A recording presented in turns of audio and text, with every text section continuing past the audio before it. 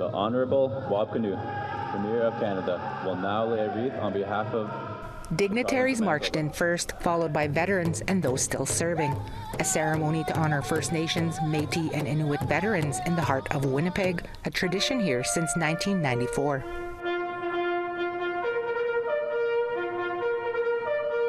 Justin Woodcock served in the Canadian Forces for nearly a decade. He reflects on why November 8 became a day to recognize Indigenous veterans.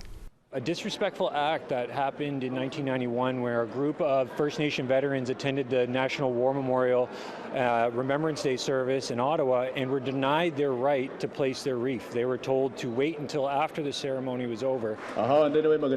This year, the Manitoba government introduced a bill to recognize November 8 as Indigenous Veterans Day in the province. It's past second reading.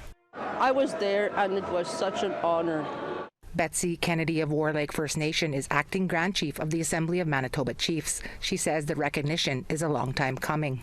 And I really thank the Manitoba government for achieving that and acknowledging that, and that we celebrate what our veterans have done, and to recognize that day, and let them know that we think about them every day in our lives.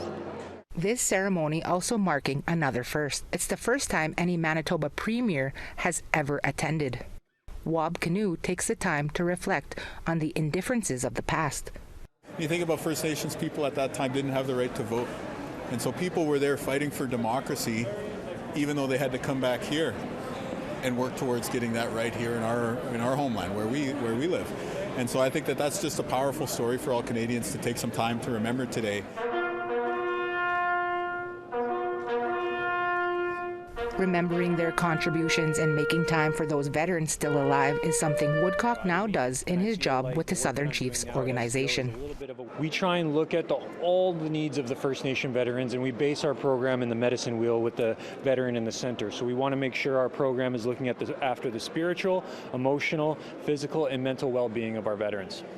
Holding monthly meetings for those living in Winnipeg and a yearly gathering like the one coming up on November 20th, so Indigenous veterans continue to feel the camaraderie they felt with each other when they served this country.